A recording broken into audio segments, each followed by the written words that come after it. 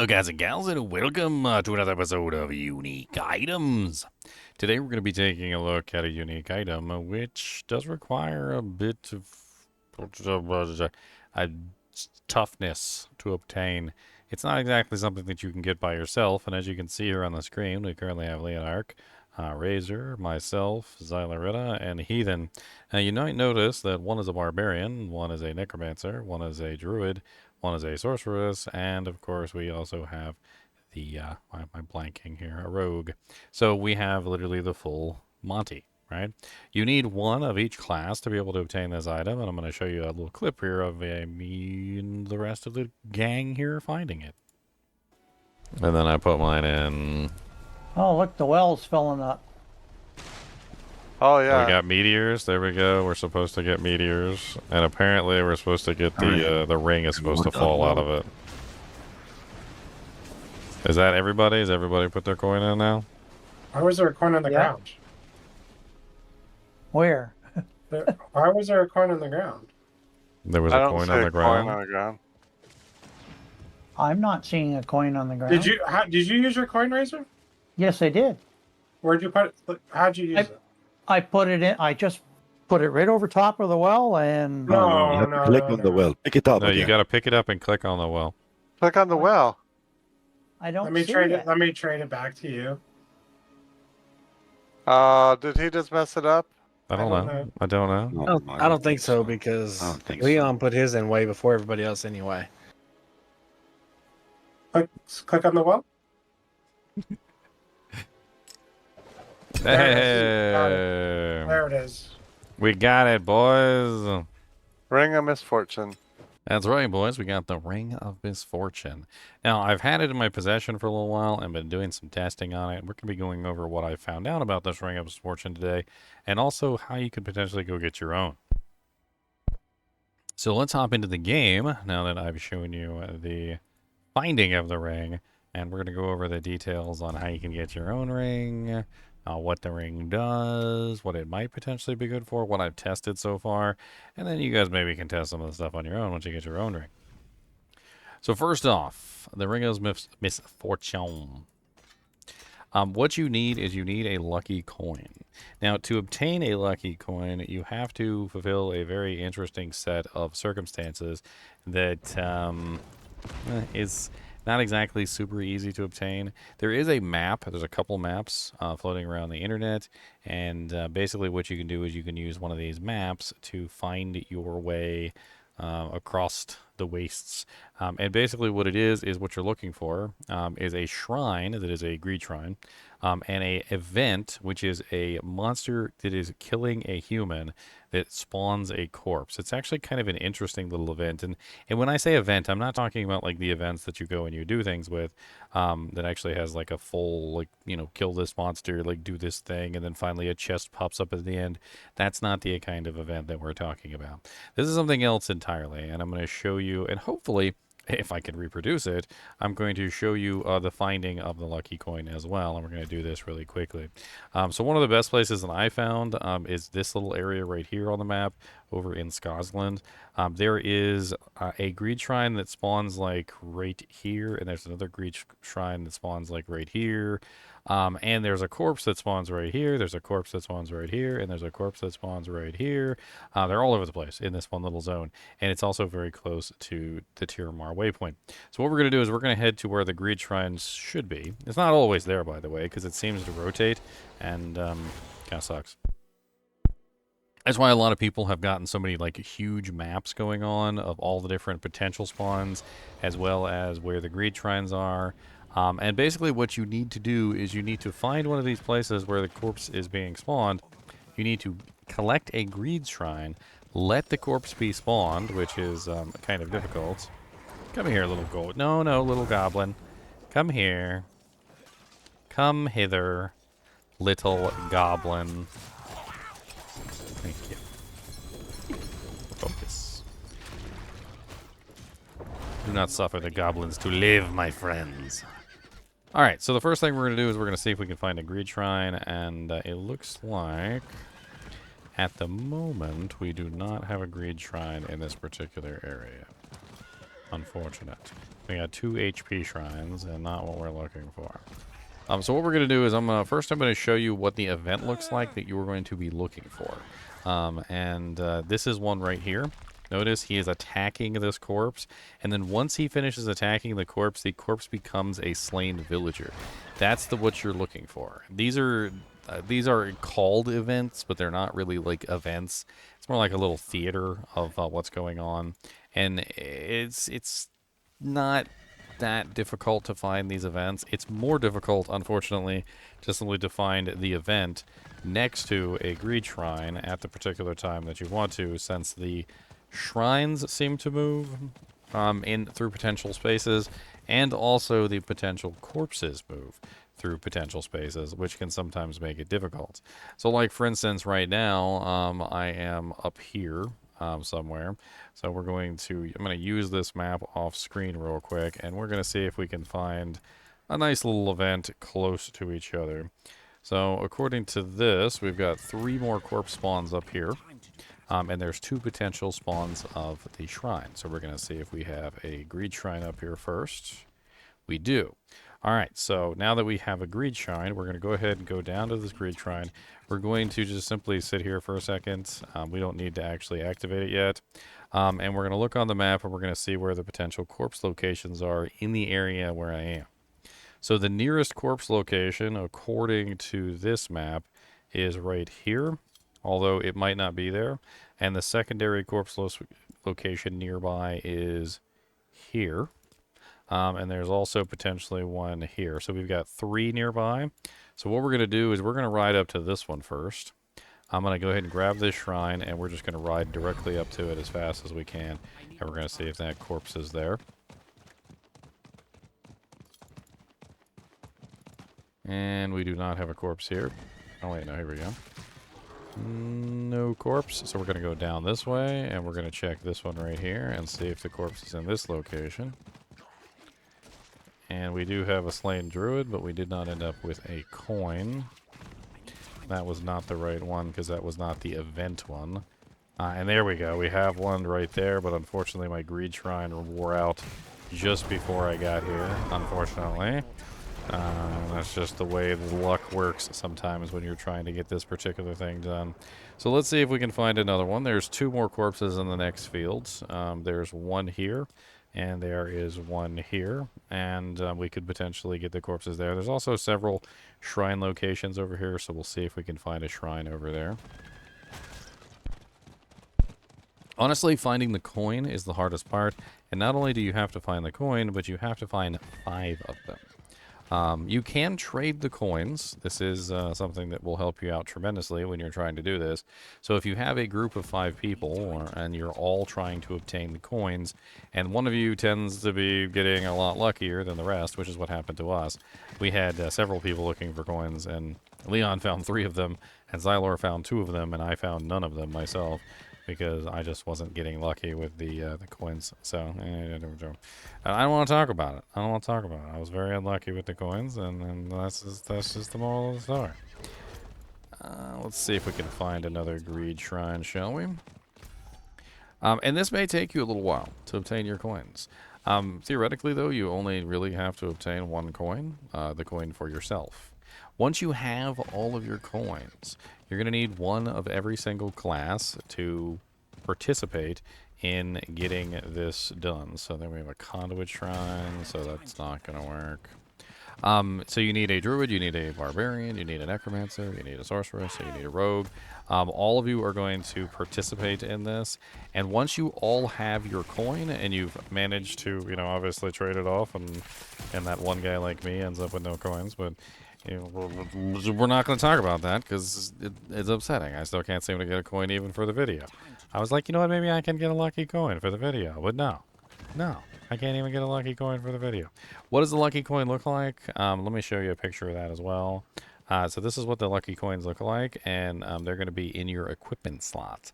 They're not actually going to be in like your consumable or quest tab or anything. And once you have your lucky coin, you're going to be able to click on the well. And I'm going to show you where the well is here. So the well is located... I'm trying to remember exactly. because I literally just did this.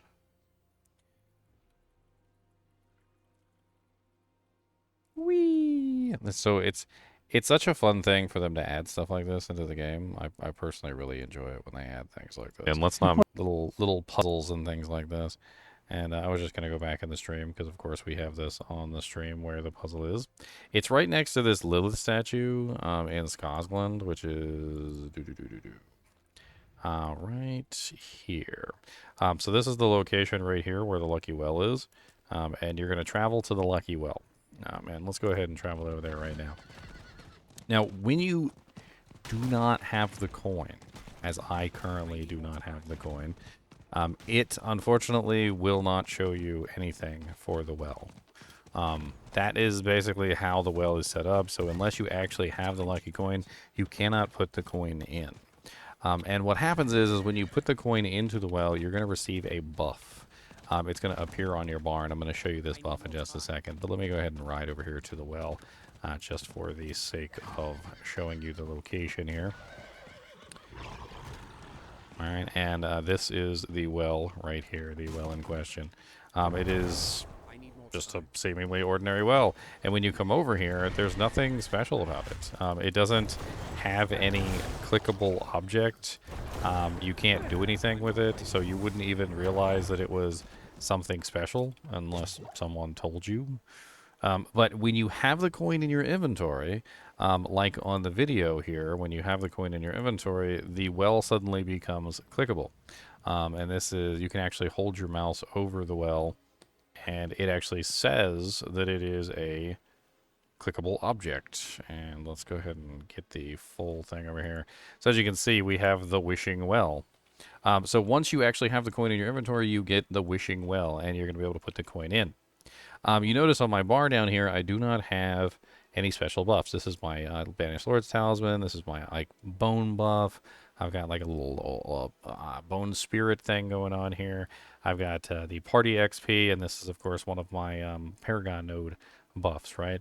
But when I actually put the coin in, what you're going to notice is that a buff appears on my bar right here, and this is the buff that's basically from the Lucky Coin well.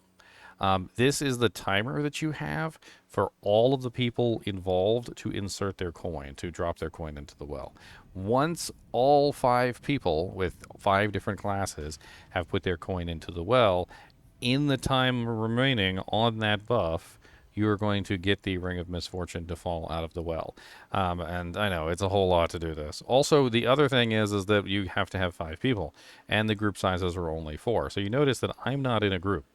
The easiest way to do this is to have 4 people join up, all teleport to the well, have one person leave the party, remain in the area, and then invite the next person and have them teleport to the group. This way you will have all 5 people in the same area, and you can all click on the well at the same time to make the event happen. And as you can clearly see, we get all sorts of crazy things start to happen. There was like, like this ghostly, like, black cloud is kind of appearing into our feet. We also start getting meteors falling down. I get a challenge reward, so I get the Well-Wisher player title. And then on top of that, once the last person has put their coin in, the ring just simply falls out. This also falls out for everybody, by the way. So once the ring falls out, it falls out for every single person who's present. So you only need 1 coin per person for 5 people to obtain it, and everybody gets 1 of the items. Now let's move on to the item itself, and let's talk about, well, how you can potentially utilize this and what the hell is it good for. First off, there is a guess that, of course, this could be a hint or a puzzle, like something similar to the cow level. There's no guaranteed link between it and the cow level, except for one that I can tell you about. So when you had the stamina potions for the Forlorn Hovel, that's right, we're going back to the Forlorn Hovel. If you guys haven't seen the Forlorn Hovel video, I do have a video up that basically goes over the Forlorn Hovel in Diablo 4. Forlorn Hovel. The Forlorn Hovel is a special little event that can be triggered essentially by killing a very large number of moo cows. And I'm going to bring this up really quickly just so I can show you. But the Forlorn Hovel is a place that is triggered by killing a large number of cows. Once you have killed these extremely large number of cows, you can, and when I say large number, I mean 666 cows per region, times 3 different region sets, for a grand total of, what is that, almost like 2,000 cows that you have to kill, collecting the various parts, purifying them in the spring, and if you want to learn more about this, I would recommend checking it out. However, one of the things that you get is you get this stamina potion, and the stamina potion also seemingly provides this very odd little buff on your bar that says something along the lines of, like, you're not sure if it has done anything, right? And there's the buff right there. As you can see, this is the buff that in question. And let's go ahead and back up a little bit. So as you can see, it says you are unsure if the stamina potion has any effect. It's a buff, though.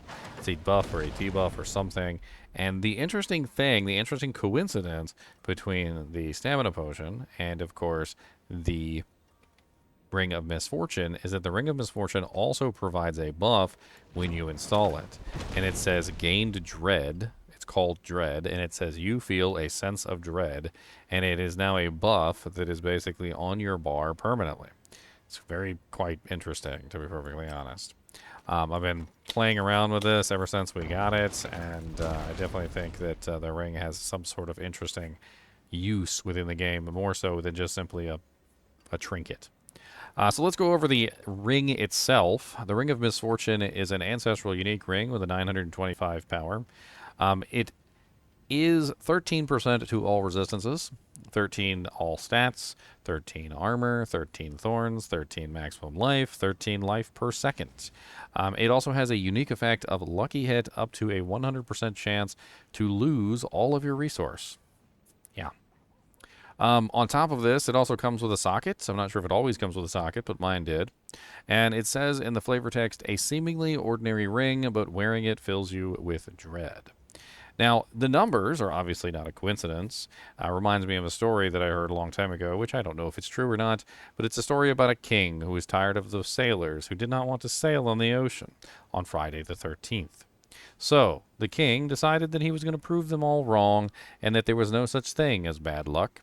And so he commissioned a ship with 13 oars. The ship had 13 sails. It had 13 crew members, and it sailed on Friday the 13th. According to the story, at least as I heard it, the ship was never seen or heard from again. At which point he not only didn't make the 13 number less superstitious, but he made it worse by basically having a ship with all 13 numbers disappear from existence. It'd be fun to find out if that story actually has any merit whatsoever, but it's hardly here nor there. Because honestly, what it comes down to is that it's very obvious that the person who made this ring is trying to capitalize on the fact that it has the number 13.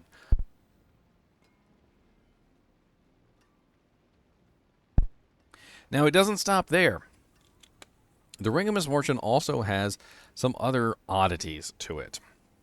So I tried to masterwork it, and several other people in the kinship also tried to masterwork it. And if you take it to the masterworking and you try to masterwork the ring, it will allow you to masterwork it 3 times and no further, which is probably significant because, of course, also the numbers that we know are on the item are significant. It has 13, 13, 13, 13, 13, 13. So it freezing at 3 is probably a significance as well.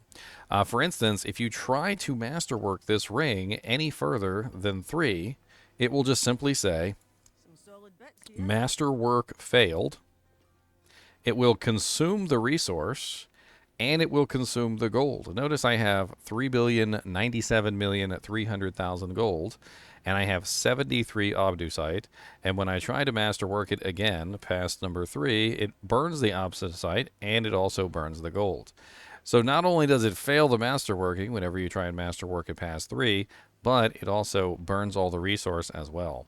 On top of this, the Masterworking itself has no effect on the stats of the item. The 13% resistances, the 13 stats, 13 armor, the 13 thorns, the 13 life, and the 13 life per second do not change from tier 1, 2, or 3 with the Masterworking at all, which means that the numbers are stuck flat.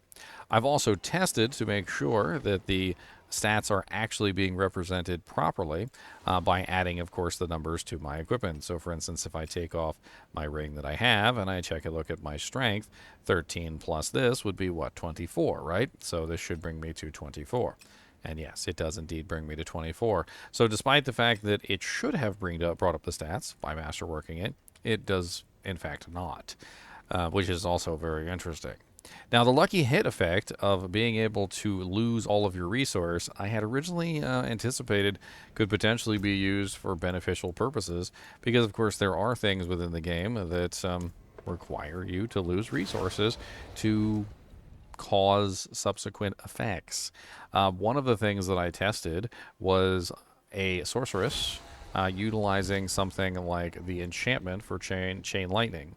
The enchantment is that whenever you use 83 mana or spend 83 mana, you would automatically conjure forth a chain lightning, and this did not work. The Ring of Misfortune would certainly steal all my mana. That was definitely 100% something that was happening. But unfortunately, the Ring of Misfortune was also not triggering the effect to spawn the chain lightnings, which was unfortunate. Alternatively, I also had considered that the Banished Lord's Talisman could potentially trigger an effect like the 275 primary resource cost, and it does not seem to do that either. To give you an example, if I fire off my Bone Spirit, you can see that I receive the Banished Lord's Talisman buff on my bar of 238. This indicates that I've spent 238 resource, and the next time that I spend resource, I'm going to get even more, which is 275. And now that I've reached the 275 number and I fire off my ability, I'm going to get that guaranteed juicy overpower. And this particular character can get up to like 800 million overpowers when everything is in line. However, the Ring of Misfortune has the added benefit of just simply removing resource. It doesn't care what's going on. If you have resource, it will just simply steal it on a lucky hit basis. The 123 that I currently have here was from the previous cast, and if I were to fire until I lose my resource again, you'll notice that the 123 does not change. It's just simply destroying all my resource constantly. Now, I don't know precisely what the purpose of this is, if it has no interaction with any of the uniques or abilities within the game, but it doesn't seem to interact with things. One thing that I did notice, however, when I was testing out some various things, was that damage over time effects tended to cause lucky hit as well, and even when you were not attacking the target, which was quite interesting. So every single pulse of the lucky hit had an opportunity to cause the lucky hit effect to occur, of course. So, like, as I was letting the ticks bleed on a target, I was able to discover this. Now, it's easier to do this if you're on a character that has longer bleeds. So we're going to go ahead and take this ring to another character for the moment. And I'm going to bring this over to a character that can actually make the target bleed for a long period of time. Like, for instance, let's do the Sorceress, because the Sorceress, of course, has fire attacks. I can use the fire attacks to cause, prolonged fire damage to the target. One of the things that I was thinking about with this particular ring is that because of the dramatic effect of the lucky hits, it could be very interesting to map out how lucky hits work in general and to come up with a kind of a game plan as far as what causes lucky hit, what doesn't, and so forth and so on. And it was interesting to find out that there were things that were causing lucky hits that I didn't really think did. The Ring of Misfortune came in pretty handy for this because, well, you can't really test this stuff otherwise. It's kind of difficult to test lucky hit bonuses depending on what's going on. And something as dramatic as this and easy to see as all of the mana on your bar being removed makes things a hell of a lot easier for testing purposes. So let's go ahead and take this ring, and we're going to go ahead and put this ring on. And I'm going to use a fire attack. So we're just going to take something like Firebolt, and I'm going to put Firebolt on, and we're just going to go ahead and make this target burn. And I'm going to let it tick. And we're going to see if our mana goes down just from the ticking. Of course, we may have to do this several times because we have, even though it's a 100% lucky hit chance, we still have only a 42% chance for the lucky hit to actually activate on the burning skill itself, which is also part of the issue. In fact, this would work even better if we do multiple training dummies, because we'll have multiple burns going off at the same time. So let's go ahead and get 3 burning at the same time. And as you can see, while the monsters are burning, I'm also losing mana, because the lucky hit is also being affected by the damage over time effects themselves. They have their own seemingly separate lucky hit. Now, I had originally thought that this was just simply part of Firebolt itself, so I put Firebolt in the passive slot, and instead of using Firebolt, I went ahead and changed it to Frostbolt, specifically because I wanted to see if perhaps all burning effects have lucky hit, or is it just the fact that Firebolt is being used in this particular case? And so what we have now is we have direct damage from skills applies a burn, but not necessarily Firebolt's burn itself, right? So now if we attack a target and we get the targets nice and lit on fire, you'll notice that we're still going to have some of the loss in mana simply from the damage over times that are coming from the effect. So now no longer are we actually burning monsters, but we're going like this. We light them all on fire with our effect, and you'll notice that we're still losing mana just simply because of the burn effect as a separate mechanic. And so I've actually been having a lot of fun playing around with the Ring of Misfortune and trying to figure out potentially what it could be useful for and what its purpose is. I don't think it's a coincidence that it only masterworks to 3. I don't think it's a coincidence that it fails the masterwork.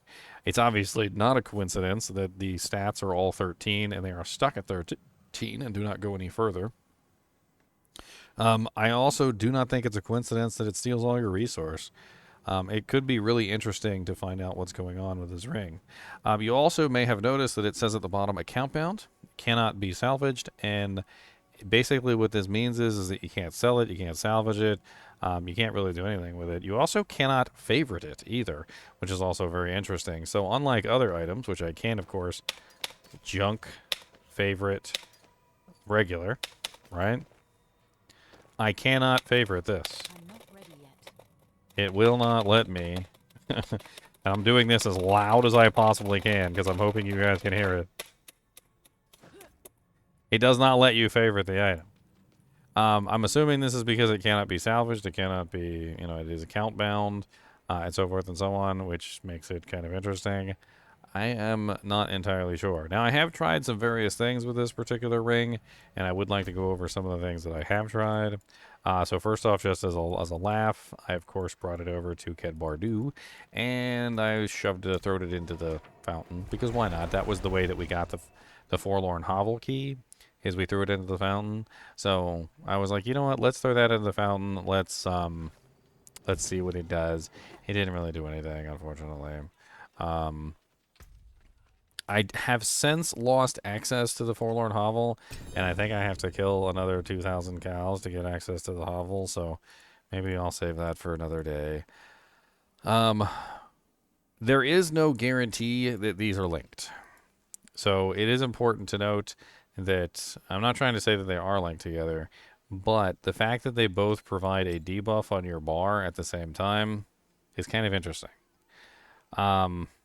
The number 3 could also be very interesting here because, of course, it's saying that, obviously you can masterwork it to 3. 3 is also the, like the number of primevals. There's a lot of different representations for 3. 3, of course, eventually ends up being 666. It's like a whole thing, right? Well, if the stamina potion is 1, the Ring of Misfortune is 2, perhaps there is a number 3. Right? And perhaps the third item, and this is just postulation on my part, But maybe you have to have all 3 buffs active to cause whatever effect you need. You need the Ring of Misfortune to cause the sense of dread. You need the Stamina Potion to have the buff that says you're not sure the Stamina Potion has done anything. And then perhaps there is a third item in the game that also provides some sort of odd buff like this when it's equipped or used. One of them is a ring that you put on your finger. One of them is a potion that you drink. And perhaps the last one is something else entirely. I don't know. It's actually quite interesting, this entire process of playing around with this stuff. The Ring of Misfortune is just another in a long list of interesting, very, very interesting things. You know, I haven't actually tried to put a gem in it. I wonder what happens if I put a gem in it. Well, I guess it just goes in there just fine, huh? Put a gem in it and then drop it in the fountain. You can be sure that I'm going to be keeping my eye on this, and I'm going to be trying out some crazy, wacky things, I'm sure. Because, you know, I mean, this is the kind of stuff that you have a lot of fun with. This is the kind of stuff that you just, you know, get the brain working, get the brain meats working. I'd love to hear what you guys think. Throw me some crazy ideas.